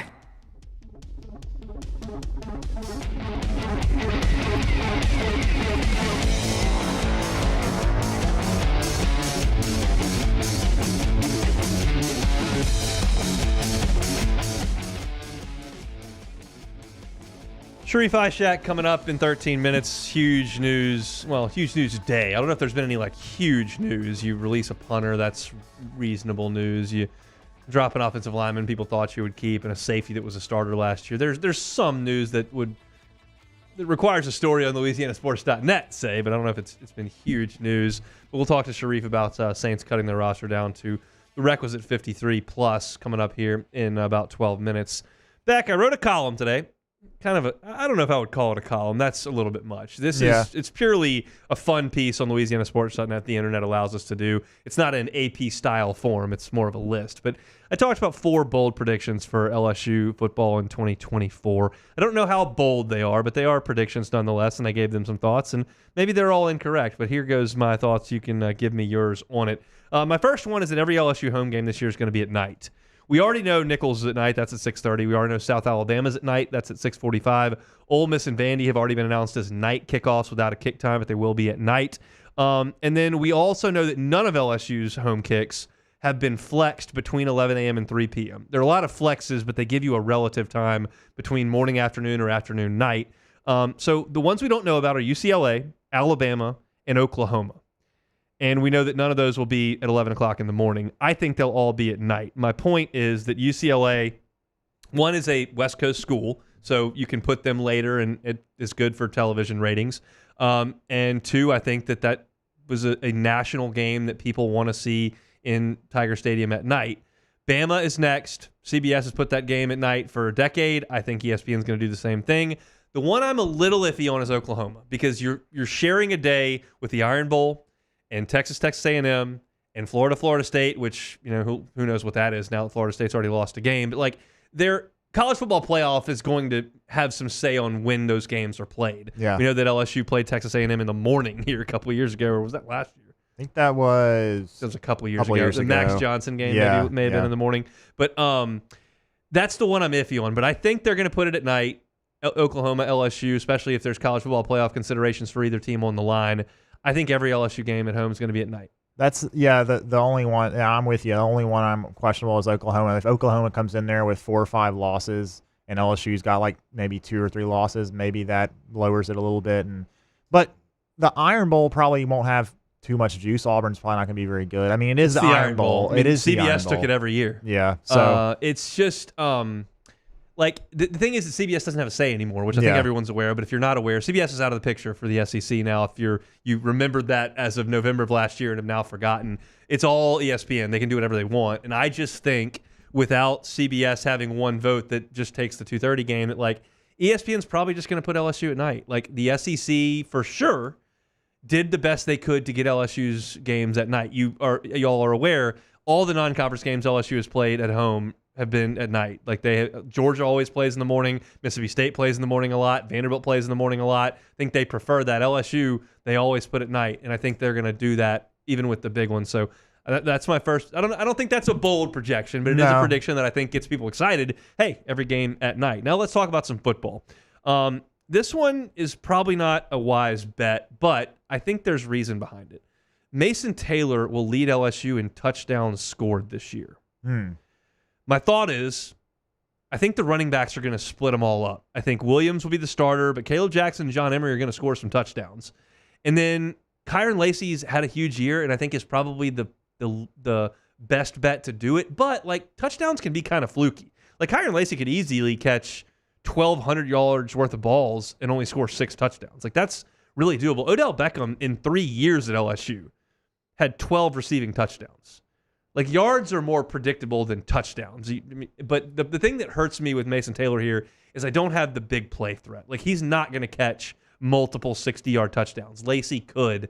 I just have to lean on the red zone big time. I think Nussmeier is going to use Mason Taylor a ton. I think the offense is going to lean on the tight end a ton. I think Mason Taylor is going to have a monster year. I think he's going to be the first team All-SEC tight end. I'm going with touchdowns here. Do you think I can get there? I don't, because I think, unfortunately, it's fortunate for LSU. I think Terrace Green is going to steal some of those touchdowns that Mason Taylor might get. I think Mason Taylor is going to be getting a lot of attention from opposing defenses because he's a known commodity, and he had a good season last year. And so, for me, I think Terrace Green is someone that we're talking about. I'm not sure that anyone other than, anyone in Baton Rouge is going to be talking about until by maybe the middle of the season when he's got 4 or 5 touchdowns. Then obviously he'll be on people's radars. But I think Terrace Green is going to steal some of those touchdowns from Mason Taylor and then lead the way for, I think, Kyron Lacey leading the team in touchdowns. I think the chalk bet is Josh Williams. Yeah. Kyron Lacey's probably second because those are going to be the starters at those 2 positions. But going a little bit outside the box, and I think Taylor's got a chance. I will say this. From personal experience, I think early in my career when I was on the beat, I oftentimes projected freshmen to do more than they were going to do. And now I think even more so with the transfer portal, it's just tougher for freshmen to have that huge impact because your team's just going to be littered with 22 and 23-year-olds. So I love Terrace Green. I think he's going to be a star. I feel like Taylor's – I'm going with Mason Taylor here on my pick. This is a very, very common pick here, and I'm making the mistake I just told you about, but I just feel it coming. Deshaun Spears will start 5 games or more at safety for LSU. Now, hear me out. He's behind Jordan Allen and Jordan Gilbert at safety right now. Gilbert is a proven SEC commodity, but Jordan Allen is not. He played in 7 games last year at safety, but I don't think you can throw Deshaun Spears out there against Lincoln Riley's offense in the opener. But after that, there's some time to get Spears up to speed. He can play some snaps against Nichols. I think LSU's going to smoke UCLA. There should be some garbage time there. You've got time against South Alabama to get him ready. And then you've got a situation where there's a bye week coming up right in front of Ole Miss. I think Spears could be up to speed by the time you get to Ole Miss after a bye week. Give him 2 weeks to prepare to play in that game, and that would allow him to play 6 or 7 games as the starter. So over 5, I may give myself a little bit of buffer on the back end, but I've got Deshaun Spears starting 5 or more games. I think that is definitely your boldest prediction so far, and I also agree with you. When we did the station survey for biggest impact true freshman, I think I had either him or Donovan McKinley. I went with McKinley, but I could easily see Deshaun Spears being that guy. He just looks the part. He looks the part, and he had a really good camp. And I would not, and we've talked about the defensive backfield being a weakness on this team. So if they're struggling and there's not a better option, I think he might be the best option there behind some of those guys. So I would agree with you. I think he will start 5 games. I hope so. I think that's the next dude in the back end of LSU's defense, and we've seen LSU send some freshmen out there. Now these are special guys, but hopefully Spears is of that ilk. I mean, look. LaRon Landry led LSU's national championship team in tackles as a freshman. That's pretty special, dude. But you fast forward to some more recent years. Eric Reed got on the field midway through his freshman year. Jamal Adams played as a freshman. Grant Delpit played as a freshman. Those are stars. Those are NFL top-round picks.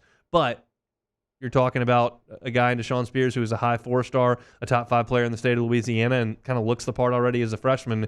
Those guys show up around here from time to time. I'm hopeful that Spears is the next guy. And then the next one, this is really bold. This is way out there, but we'll see how things shake out. I think it's more of a concept of the change in ideology as opposed to the actual number.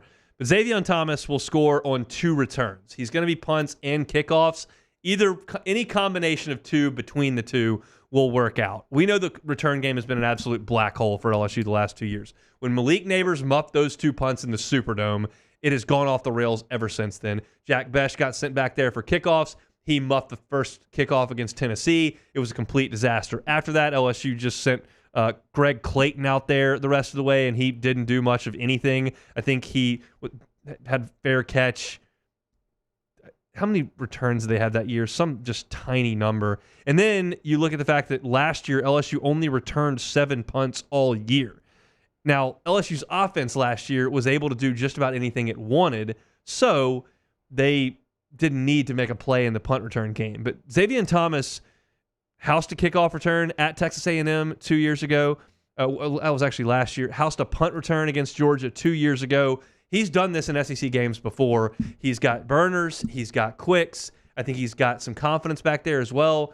I hope LSU doesn't just send back a fair catch specialist to do this for another year. There are enough guys that are really good playmakers at LSU to make plays in the return game, and I think Xavier Thomas could do it. 2 return touchdowns for Xavier Thomas this year. How do you feel about it? I like the bold prediction. I like it a lot.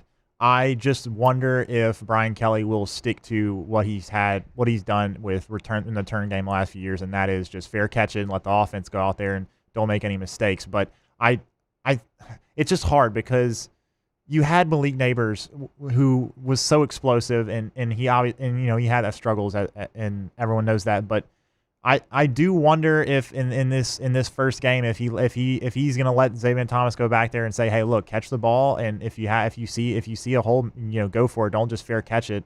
So Xavier Thomas doesn't have any of the battle scars that the rest of the LSU team does from seeing that for 2 years. Yeah. 2 years ago, when Malik dropped the 2 and then Besh muffed the kick against Tennessee, like everyone associated with LSU, the training staff, the return specialists, the fans, the radio hosts, everybody knew like this is a crisis. And anybody they sent back there was going to feel that every time a ball went up in the air. And then last year, like who cares? We'll take the ball inside our own 1 yard line. We're going to go score a touchdown anyway, whatever.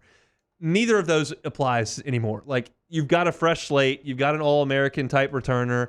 Let's go try to make some plays. Yeah, I agree with you there, and I honestly I'll take the prediction. I think 2 2 returns is not far-fetched. I need one against Nichols. You got to get one against Nichols to get it out of the way, and then I've got the rest of the season to make it happen. Absolutely. I mean, there's plenty of games on the schedule where he could do it. I think UCLA, South Alabama, Nichols are all potential. Vanderbilt's not is really, really, really bad. Yep. It's a potential one there. Arkansas is not good. So there's a lot of games where there's a potential for return, and 2 is a lot, but I still agree. I think he'll get it. I think he'll get 2.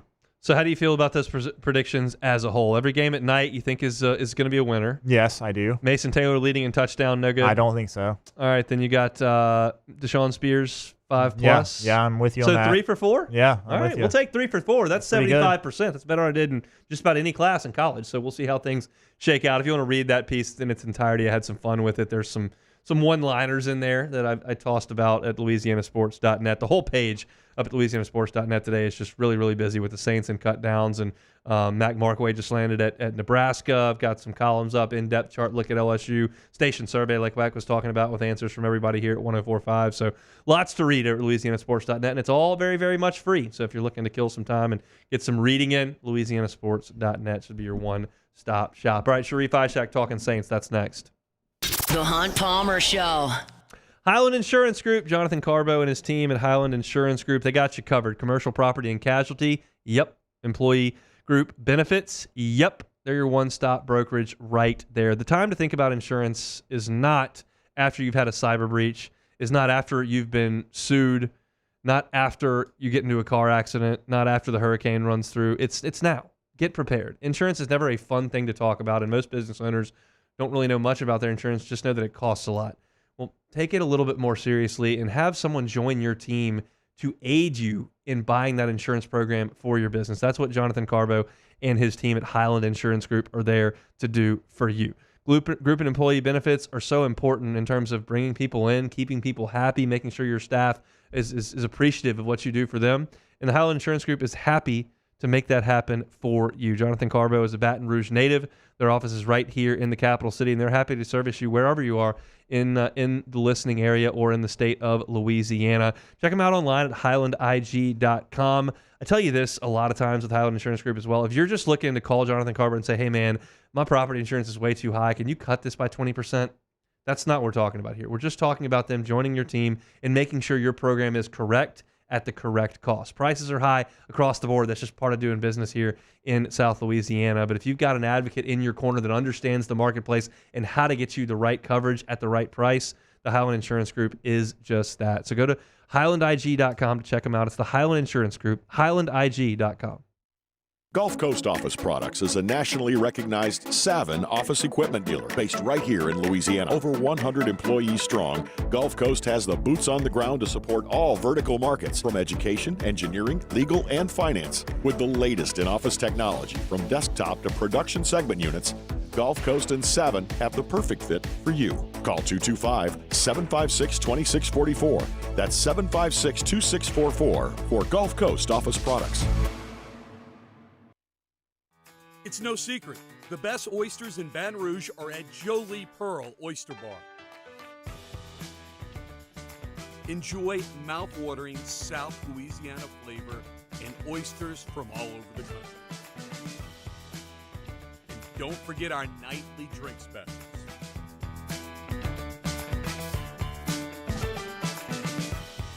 Jolie Pearl Oyster Bar, located in downtown Baton Rouge. There it is, the extra mile, on the border of expected and extraordinary, for those willing to go further, like vans customized for work or play, with safety and tech to keep you connected, supported by a 5-star sales, service, and finance team, and backed by the 1-star you know. So go the extra mile. It's never crowded, because so few have what it takes to go there. Mercedes-Benz Vans. Electricity is all around us, and our families depend on it. Every day is sparked by the power of a cold drink or a warm meal, a movie night, and a comforting light at the end of a dark hallway. From sunrise to sunset, playtime to bedtime, our team is ready to take care of your electrical needs, even in the case of an after-hours emergency.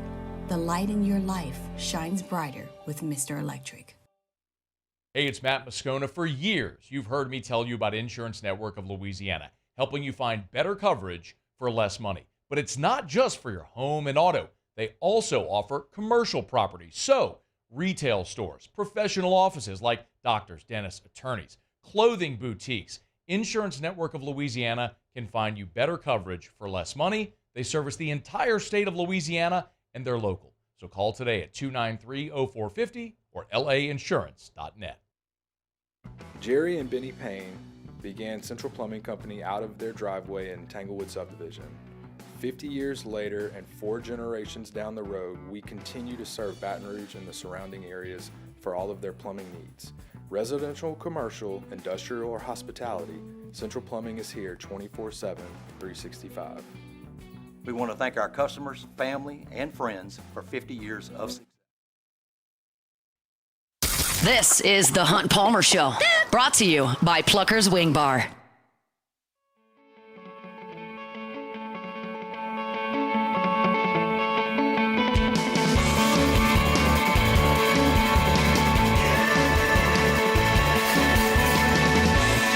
All right, it's big day in the National Football League. Cut down day. Used to be a gradual thing. Now it's just everybody at once. Just a whole purging of about half the guys you took to training camp. The Saints have continued to work through theirs. 25 minutes until the deadline here before things have to be finalized. Sharie Aack covers the New Orleans Saints for WDSU. Joins us every single Tuesday here on the Hunt Palmer Show. Sharie, how are we doing? Doing well. Putting together this 53-man, 17-0 roster. 17-0, huh? That's a good record. I think that might get them the 1 seed in the NFC. They might win the South if they go undefeated. Go 17-0. They're winning this whole thing. I don't care where anybody. Let's talk about punter first. Were you surprised that Matthew Hayball got the nod over Lou Headley?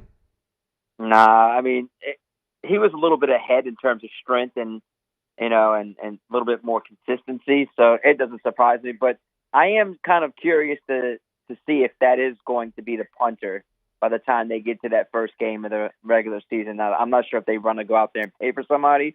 But no, I'm not surprised. Lou Headley was one of the worst punters in the NFL last season. That's one way to put it, and I don't think you're wrong. Statistics would certainly bear that out. Let's go back to the secondary. I kind of thought there was a pretty good chance that Jonathan Abram would be the starter opposite Tyrann Mathieu in the secondary, and turns out the reports are that that's probably not going to be the case. Did that surprise you? A little bit, but it will not surprise me if he ends up on the practice squad and they just eventually elevate him up like they did that a couple times last year with Abram. So, no, I think, man, look, that position is going to be interesting. It's one of those spots that we've been talking about throughout the entire camp. Who's going to be next to Tyrann? Is it going to be Howden, Will Harris, Jonathan Abram? And no one could actually, take hold of that position. It's just been that's one of the only positions on that defense that has been a head scratch up to this point. So I do wonder if they're going to try to bring in somebody else too. I mean, they had their chance with Justin Simmons, just didn't want to pay him. So I'm going to look out to see what they do through these waivers.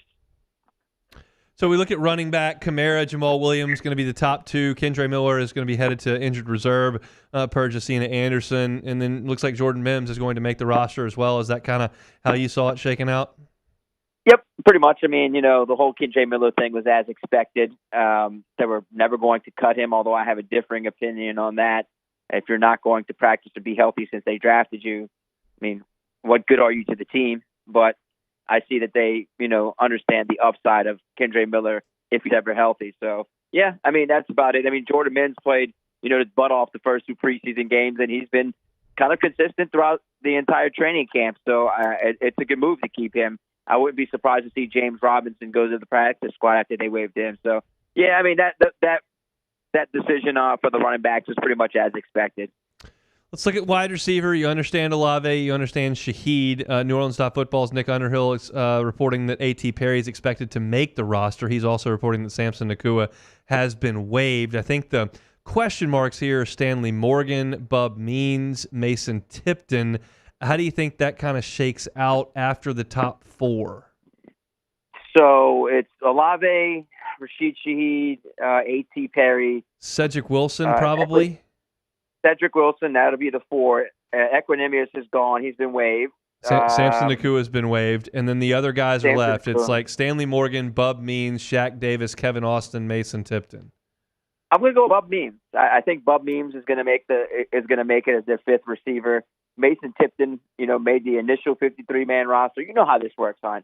Just because everyone makes it today at 3 o'clock doesn't necessarily mean it's going to look the same when they get ready to take the Panthers next week. So, yeah, I'm going to go Bub Means.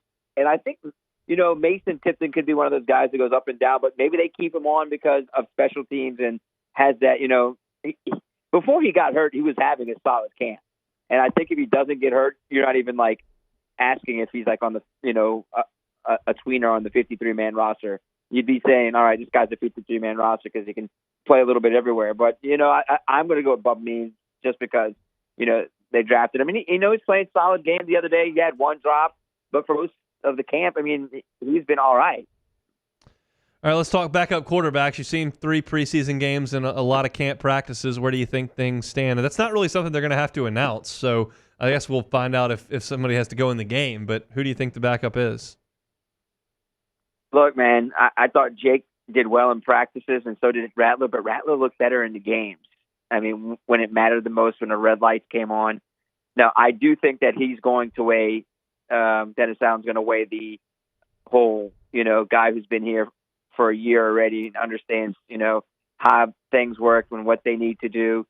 So it's probably, in their minds, is Jake Haener. In my mind, I'm going with Spencer Rattler just for the potential and the wow factor and just how he engineers the offense in actual games. I'm not saying Jake was bad in games, but I just think Spencer Rattler was a little bit better in the games and first and third game. Second game needed more of a good game, but I think Spencer Rattler was just a tad bit better when it came to the first and third games. All right, so that's kind of a look at where they are with the roster. So now we can talk about where guys actually line up. We talk about this every week, and we won't when they tell us not to. But Trevor Penning still appears to be the right tackle. Does that feel like something that's going to stick to you? It doesn't to me. Unless they find somebody before the first game of the season, which I think is slim to none. It's hard to go find good tackles after the initial 53-man rosters are made in waiver wires. If they're getting cut, something's wrong with those players. It's hard, huh? It's hard to go out there and find good right tackles. It would make sense for them to scour the waiver wires and try to find someone who's a veteran to be the right tackle. But I think it's going to be hard. And to me, between Udo and Penning, I think Penning has the slight edge. He played all right against the Titans, but once again, it was against backups. He had a couple pancakes, but there were some, pass coverages that he didn't do that great in some of those. Sharif, let me stop. The bad reps are so bad, though. They're catastrophic reps. It's noticeable on the television copy live that he's completely whiffed. Right, and that's the problem. His bad is very bad. His goods are okay. They're not like, oh my God, they're awesome. He might have one pancake a game, like, oh, okay, but you expect that from a first round pick a lot more than not, so that's what the big issue is. And if they can find someone, Hunt, by all means you have to do it. You can't go into this, Dennis can't go into this season thinking, I'm gonna have to rely on a guy who's very shaky to be my right tackle and who can't protect Derek Carr, and Derek Carr is going to get hit and sacked a bunch of times. It just doesn't make sense. It doesn't make sense. If you see someone, you have to bring him in. We shall certainly see. You got a thought on LSU USC on Sunday? Because next time we talk to you, that'll be over, and we'll have Saints opener to talk about. I hope Brian Kelly and Nussmeier hang the 60-plus points just like Joe Burrow did when they played them and played against Lincoln Riley when he was at Oklahoma in that Peach Bowl. I hope they do it. I hope they hang 60-plus on them. I'm not a big Lincoln Riley guy, so I'm not a big USC guy. I was in my living room for that one, and I remember looking up in middle of the second quarter going, there's just no stress involved. This is a national semifinal, and I'm not nervous for a second. I don't know when I'll get that feeling again, but it was pure bliss to watch. I enjoyed it. It was truly. Look, hey, we remember that day. It was a sad day with the plane incident with Carly, and just watching that game was like kind of like in the back of the head because of everything that happened. But truly impressive performance, and I would love to see Brian Kelly just go in there with the team and just absolutely dominate them in Vegas. They haven't won since 19 an opener. Haven't won since 19. That long. Georgia Southern. Yeah, so let's hope you can figure something out this time around. It would be great. I'd love to see them just go in there and just smash USC. We'll talk Saints-Panthers next week. Thanks, Sharie. Anytime, Hunt. Sharie Aack, WDSU, covering the black and gold. We'll come back and close things out on this Tuesday edition of The Hunt Palmer Show. The Hunt Palmer Show. Visit LeBear's Baton Rouge Casino for exciting live sports action. I got action coming up on Thursday. We're going to watch some college football in the LeBear's Baton Rouge Sportsbook. 1045 will be there. I will be there 7 o'clock. Be there probably till the end of the third quarter of the Thursday night games. If you're looking for something to do on Thursday night, want to watch some football, come on out to the Sportsbook and hang out with us at 7 o'clock. They got the biggest screens around, and ESPN Bet is live in Louisiana. Plus, Penn Play Rewards members can win up to $500 in Penn Cash every single week. So visit PennPlaySports.com/cover5 today and register for your chance to play and win. If you're not a member, get the Penn Play app today. LeBear's Baton Rouge Casino, your live sports headquarters. Bring your crew for all the action. Must be 21 or older. Gambling problem? Call 877-770-STOP. There it is, the extra mile, on the border of expected and extraordinary, for those willing to go further, like vans customized for work or play, with safety and tech to keep you connected, supported by a 5-star sales, service, and finance team, and backed by the 1-star you know. So go the extra mile. It's never crowded, because so few have what it takes to go there. Mercedes-Benz Vans.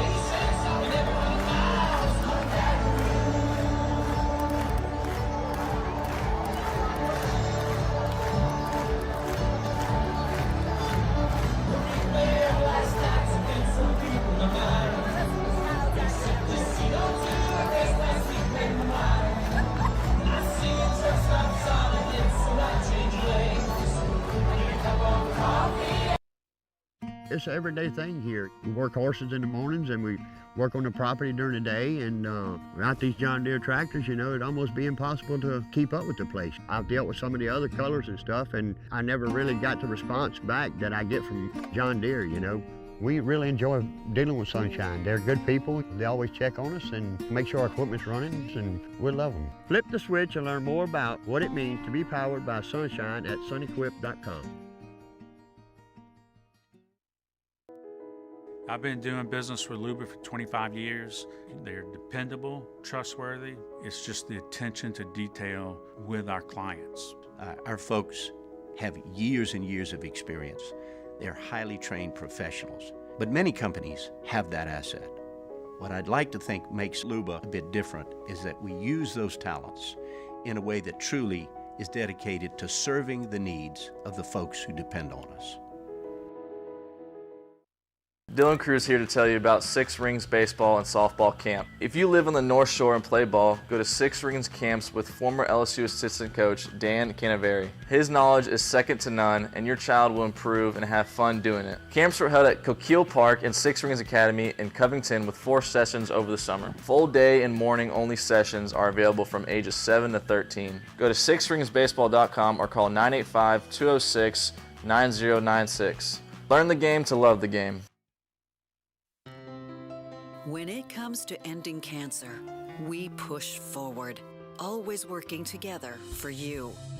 That's why our cancer experts at Ochsner have clinically integrated with MD Anderson Cancer Center.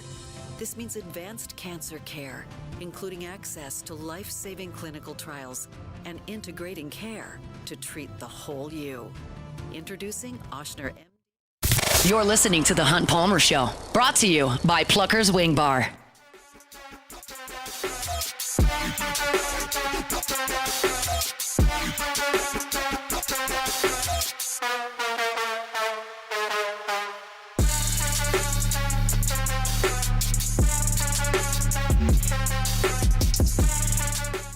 104.5 ESPN and Citizens Bank and Trust are looking for the ultimate tailgate. Upload your best tailgate photo to 1045ESPN.com for a chance to win a $500 Alumni Hall gift card.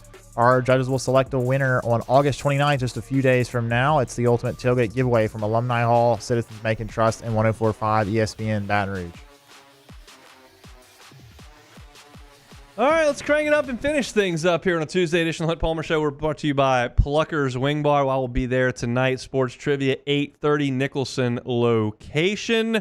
Come on by. We're watching some Major League Baseball. Dylan Cruz and the Nationals will be in action. My Cubbies will be playing. You can win gift cards, drink some cold drinks, eat some awesome wings. Always a great time on Tuesdays. Pluckers, if you don't like our wings, we'll give you the bird. I'm excited to get out to player interviews this evening. Have not been to a player interview session since 2013. So I'll get out there tonight to get some writing done for LouisianaSports.net. Very much looking forward to that. And we got a ton to get to on tomorrow's show. We'll be talking about What If Wednesday. We'll be talking with J.D. Piquel of On3 Sports about the national college football landscape. And Beck, my initial my initial SEC football power rankings are going to come out. And you know what that means. Yeah, I do. That means I have to log them at the bottom for the entirety of the season and watch them disintegrate. Yep, that's probably going to happen. I will say this. The last iteration was baseball. And who was my number one team at the first week of the season? Was it Tennessee? The Tennessee Vols. So that was a good hit. That was good. But had LSU out there a little bit. I had LSU at second, I think. That did not work out. Although, Kentucky was at the bottom. Convinced. Kentucky was like 11th or something. They got to Omaha. And somebody else that I didn't like at all was really good. And then, of course, I had LSU and Florida at the top, and they were mediocre SEC teams that barely made the NCAA tournament. So, I will get that done tomorrow. We still got a lot to do. On Thursday, we'll talk with the USC beat writer. On Thursday, we'll talk with Luke about the Saints. And tomorrow, we will get into, in earnest, some USC preparation. I want to talk about Lincoln Riley's history as an offensive coach, and then a little bit on Miller Moss as well. I've also got an overarching theme to this game, but I think I'm going to hold that maybe until Friday's show. So we'll see how that works out. But Beck, let's play some Take It or Leave It. All righty, first one here. Division I football committees are recommending that the notification of transfer window in the sport be modified to one 30-day window.